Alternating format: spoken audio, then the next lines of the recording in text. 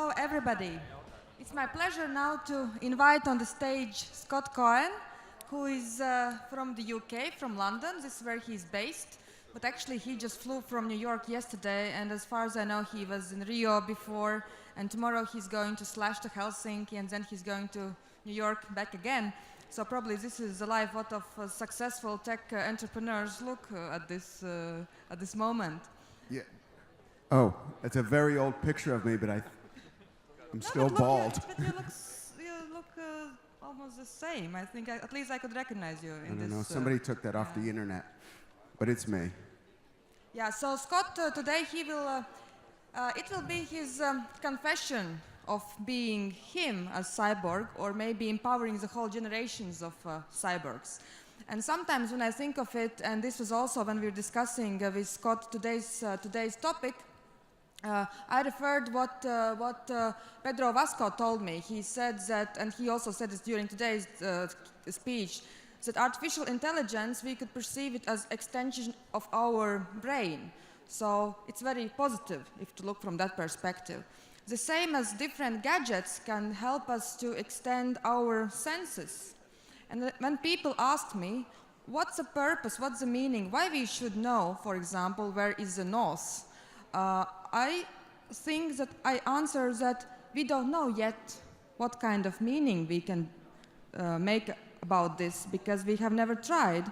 So probably this is a journey where Scott is bringing us, and I hope that during this half an hour he will reveal us a new world, and maybe next time we will be more cyborgs here in the hall. Thank you. Thanks, I guarantee it. So I'm actually in the music industry, and immediately following this talk now, I have to run downstairs to jump on another panel. So I'll go a little bit quick. And being in the music business, I actually remember growing up as a teenager listening to music on cassettes, remember them? And vinyl, because the CD hadn't been invented yet. When I entered the music industry, by the late 80s and into the early 90s, I started using the World Wide Web. And it was very obvious to me at that point that media would move from the physical world into the digital world. And then I've kind of been tracking that for all these years. 20 years ago, I started a company called The Orchard, which was the first digital distribution company for music. We're now in 30 countries around the world, and we do film and TV and music as well.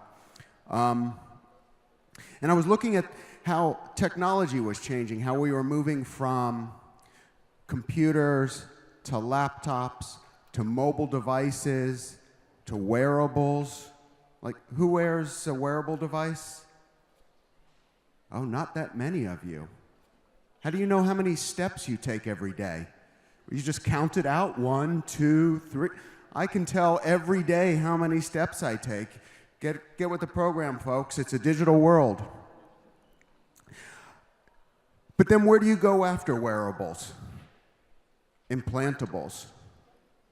We become cyborgs. And I can guarantee you that everyone in this room in your lifetime will become a cyborg. Who believes me? Thank you. About a third, a half of you. The other half I have to convince, 1, that you'll be a cyborg, and 2, that I'm not crazy for suggesting it. We know that there's more around us than our 5 senses can detect. I mean, we're in this room right now, and there's things around us. There's gamma rays and X-rays, there's infrared light. There's the electromagnetic field of the planet. Every day we walk through a soup of stuff, and we're completely oblivious to it. And why is this? Because biological evolution is cruel. It is painfully slow, and it gives us and every other species just enough to survive. But humans live outside of biological evolution. We can't exist without technology. Everything in this room is filled with technology. Humans need technology to survive. So I decided I couldn't wait for evolution to catch up. It was going to be too slow before I could start to detect what was around me. So just shy of 1 year ago, I implanted 2 titanium rods into my chest. And I attached a circuit board with a couple hundred components on it. I don't know if I can... It's a very poor wardrobe choice if I was going to show you. Well, I don't know. I don't think I can show you without stripping down naked. But trust me, this device is sitting right on my chest, permanently attached. It's called the North Sense. It gives me the sense of the electromagnetic field of the planet. Yes? Everyone should go, what the fuck? Yes. The electromagnetic field of the planet. You know, other species seem to have this sense. Migratory birds, fish. Have you ever seen a dog when they're outside and they're gonna poop and they spin around in a circle? When they stop on the north-south axis. Google it. I went around London for a year with a compass on my iPhone. Every time I saw a dog going to poop, I'd kneel down right next to it just to check. And sure enough, not every time, but most of the time, north-south axis. That got me some very strange looks.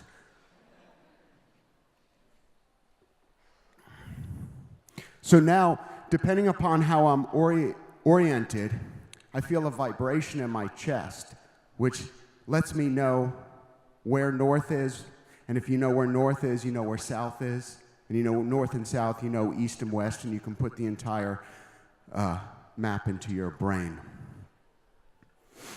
But it's really important to understand that having the sense of orientation is not a tool. Having the North Sense is not a tool. If I want a tool, I can pull a compass out of my pocket and look where I'm going. This is a sense. And what distinguishes a sense from a tool is that it is always on, it is always providing me with information, whether I ask for it or not. When I finish talking, you don't take your ears off and slip them into your pocket. No, they're always on. Even when you're sleeping, they're receiving information. And it's your brain that decides, what does all this mean? What do I do with this information? And that's what constructs the reality. And all of your senses essentially work the same way. So, for instance, as light is pouring in from these lamps up here, a photon of light enters my brain. At the back of my brain, it enters my eye. At the back of my eye is the retina, which is connected to the optic nerve. At that point, that photon of light is converted to an electrical signal. When that electric signal hits my brain, it's converted again into an electrochemical impulse. It works the same way with all of my senses. For taste, I have a taste molecule that comes in to a receptor on my tongue. It then fires an electric signal. When it hits my brain, it becomes an electrochemical signal. And when I touch something, it sends a signal straight up my arm. When it goes into my brain again, that electric signal is converted. So everything in our world, everything in our environment is converted the same way. The brain doesn't care. Send an electrical signal, it'll convert it, and when it converts it, it'll create some meaning behind it. And it's those senses that then give us a connection with the people in our lives and the environment we live in. So, let's do a little thought experiment. Everyone here in the audience, let's think about this. You have your 5 senses, and that's how you're connecting with me, the people in the room, and the environment you exist in. But what if we took away your senses one by one? We took away your sight, took away your smell, and your taste, and your hearing, and your touch. You're still sitting in your chair. You have your brain, you have your intellect, you have all of your memories. But could you connect with me? In any way, shape, or form, could you have any connection with me? Could you have any connection with anything in this room without your senses?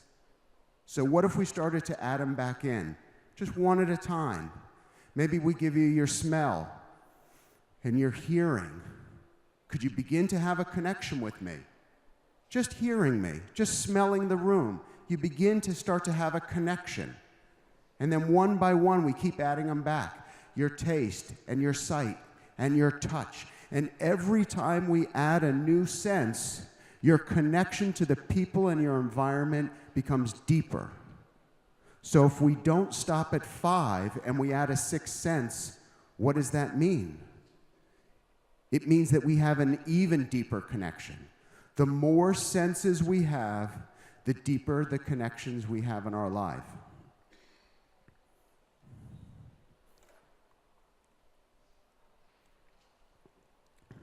So when I did this last year and had this implanted, I did it with my business partner, Liviu Babitz.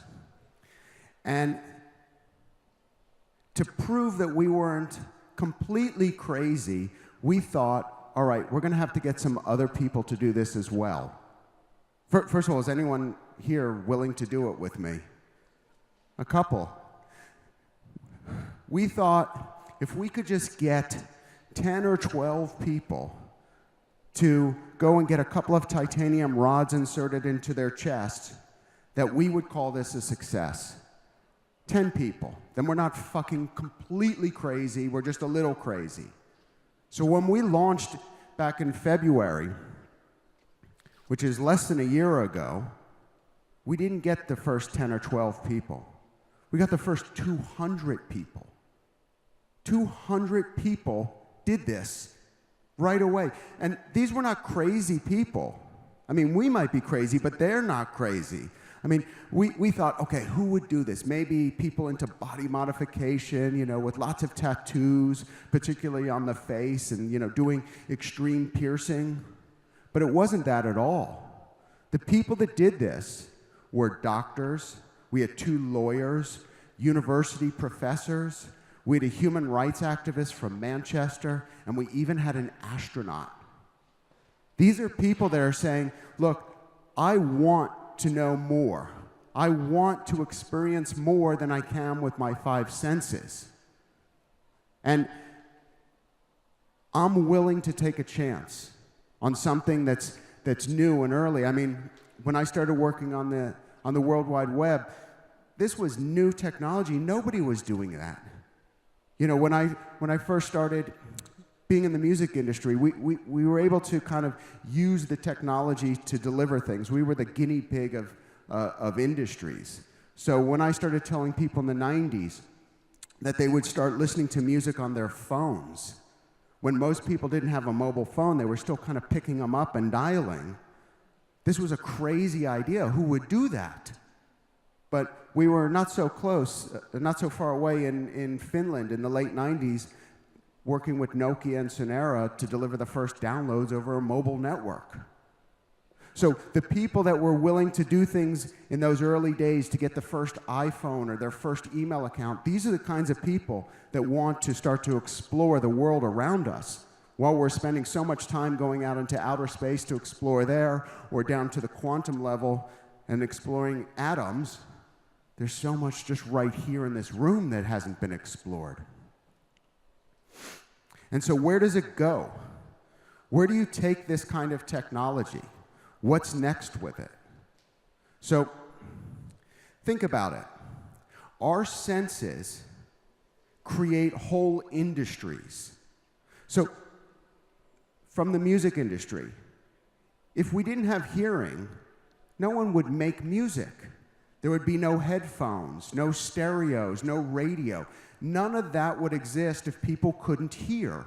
We create whole industries around senses. So imagine as people get a north sense and the sense of orientation, the sense of the electromagnetic field of the planet. What will that mean? What industries will grow up from that? I mean, once I got this, the iPhone, not this one, the old one, an entire industry of apps came up. Because now once you could be connected and it had GPS and an accelerometer, people began to create for it. An entire new ecosystem was developed because you had that. And a new ecosystem will develop because we have the north sense. So imagine watching a film. Has everyone seen this film? Titanic? No? Who hasn't seen this? You're missing out. This is cinematic gold. But imagine you watch the film normally. You could also watch the same film in black and white. You'd follow all the action, all the whole storyline. You might even shed a tear at the end. But if you watched it in color, it's a much richer experience. Now imagine experiencing the film with the north sense. So when she's hanging out over the bow of the boat going, "I'm flying," you would feel that she's facing west as she's heading to America. As they're on the dance floor in the ballroom spinning around, you would feel the motion.